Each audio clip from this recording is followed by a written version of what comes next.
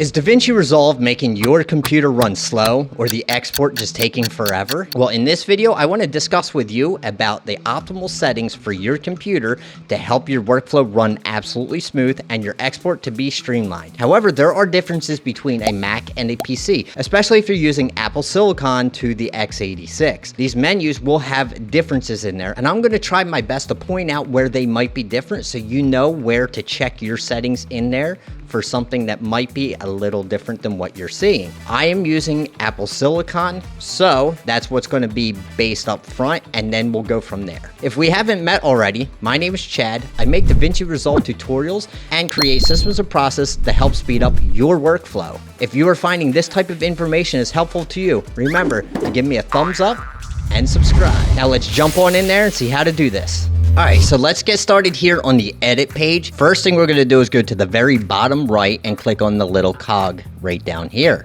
That's going to bring up our project setting. What we're going to look at here will be very helpful for both Mac and Windows, but in the default setup that I have is going to be for Mac. So as you can see, we are here under the master settings. I'm going to scroll down here to optimize media and render cache. Now, since I'm on a Mac, this is what's going to be popping up and saying for ProRes 422 HQ. Now let's come under optimize media format. We're going to come over here and click this little drop down window. Now yours might be different because you're on Windows, so you have to pay attention to what you might have, and we'll discuss which is for which. Now, if you are using a Mac, it's going to be running this ProRes 422.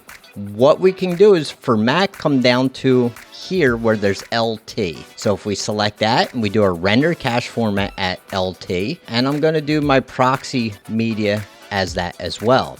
So what this is going to do is it's going to make a much smaller file that caches to my external hard drive, and it's going to allow the playback to be even smoother. Typically, I can just run everything in 4K. I have no problems. The machine I'm using is the Mac Studio M2 Max with 64 gigs of RAM and 1 terabyte hard drive. However, I use an external hard drive that is 2 terabytes that I built myself. This allows everything to process so much smoother and faster and not really overwork the machine. So for Mac, this is my recommended settings that you use. Now let's take a look at this for what you could use for Mac or Windows. You can come down here and you can see this DNX HR444 DNX, the HQX, HQSQLB. So if you're using Windows, you're definitely going to use this, and you can use this for Mac as well. So this kind of works for both. So I would recommend, if you're really old machine, just go with SQ.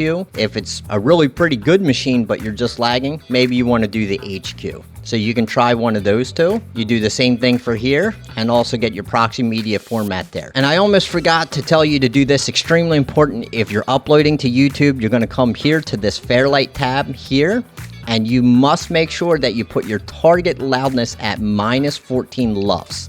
This is the very important aspect for YouTube. So make sure -14 LUFS here under the Fairlight. Once you are finished that, now you can save as a preset. So what we're going to do is come all the way up to the top right of the project settings here. We're going to click these 3 little dots, and you can see you under default preset, you can load, update, export, or reset. So you can update the current preset that you have, or you can just come here, set current settings as default preset, or you can export. And also right here, you see save current settings as preset. So if you click this, you can enter what your preset will be. So if you wanted to be for, say, YouTube, go ahead and type that in there. And I'm just going to put YouTube. I'm just going to put YouTube tutorial. So in this way, I have all my settings right there. Press OK. Now I have those settings in there, and I can make any adjustment I want. So really quickly, let me just put these at like some random thing. Doesn't matter what I'm doing. I'm just doing this. I'm going to save that where it's at,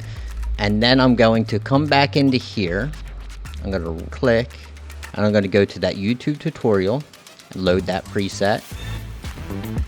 It's going to bring everything back to where it was. Okay, so the next thing we're going to do is we're going to work on a render cache. So what we're going to do is come all the way up to the top and get our drop-down menu here, and let's go over to Playback. Click that. Now we're going to come down to, you see, render cache. What I'm going to do is come over here where it says None, Smart, and User. I'm going to select Smart. This will allow Davinci Resolve to know when to do its render cache automatically. Now, so let's go back to that same menu. We're going to go to Playback, and we're going to come down here. As you see here, Manage Render Cache. If you need to actually clear out your render cache, but you only want to do certain ones, you go ahead and check out this video up here. I teach you how to save the space on your disk. If it's filling up, go ahead, check this out. It'll be really helpful for you. Again, under that, if you come here to Timeline Playback Resolution, if you're having a lot of issues and you need to go down on resolution, you can click half or quarter. I mean, personally, I always keep it at full, but you can lower your resolution, and that will help everything run a little bit smoother.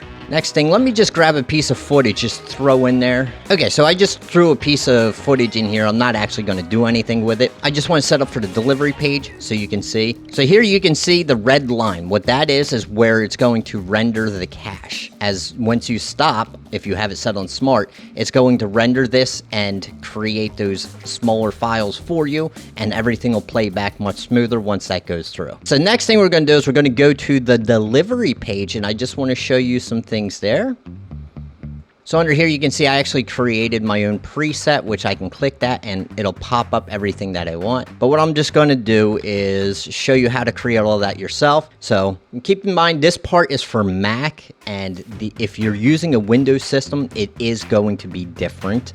So you have to figure out what you personally can do on the Windows system. Okay, so here what we're going to do is I'm just going to put test. Then I'm going to come down here where it's at video. I have been doing an MP4, but actually with QuickTime, it's going to allow me to have a better audio output. So let me show you that. Here on Codec, you can do H.264 or H.265. You know, H.265 is going to be a little bit better and some bigger files, but it's going to give you something a little bit more quality there. Since it's on QuickTime, let's go into the audio.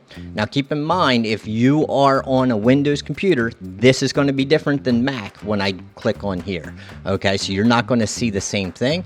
Now I can put this on, say, linear PCM. So I can come down here and click on bit depth and go to 32, and that's going to give me a 32-bit output of the audio, which is an uncompressed audio, and that's really going to be awesome. So now we go under there, and in Davinci Resolve 19, this nice new little feature here is the audio normalization, and this is extremely important, so pay attention. When you upload to YouTube, if it's not perfect, they're going to do all kinds of crazy things to your audio and mess it all up.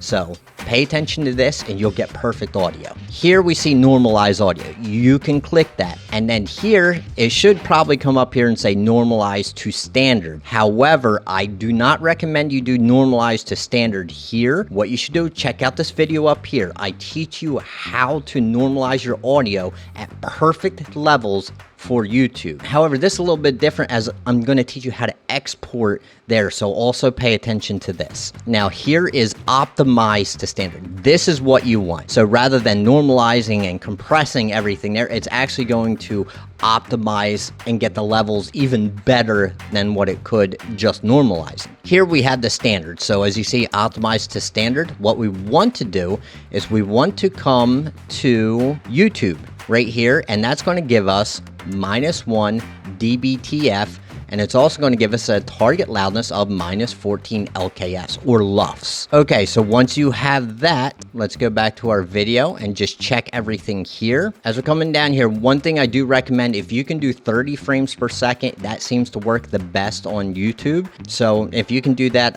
I highly suggest you get a 30 frames per second. Next one is your quality. I'm doing 4K and I do not use automatic. I select this and I restrict that to 80,000 gigabytes per second. And down here we have the subtitle settings, so let's click on that. If you have the subtitles done, you go ahead and click that as a separate file, and what you should do, export as SRT without formatting. If you set it up like that for YouTube, then it's going to give you the best subtitles you can get for YouTube. The next one is here, you can go to YouTube settings. If you want to, you can upload directly to YouTube, put your title and description. If you created your chapter markers, you can go ahead and do that. If you need to see how to do that, check this video out up here. I discuss how to export to YouTube using all of this here.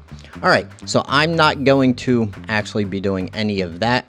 I'm just going to hit this to add to render queue, save, and now you can see it'll be there. And if I want to render it out, I just go ahead and click this, and that's going to render it. So these were some settings that could really help speed up your workflow. Please let me know in the comments below which one of these you think will help you the most. And also in my last video, I announced a giveaway, which we're going to be doing in about a week or so. So if you're interested in getting a cinematic titles pack, check this video out right here, and I'll see you in the next one.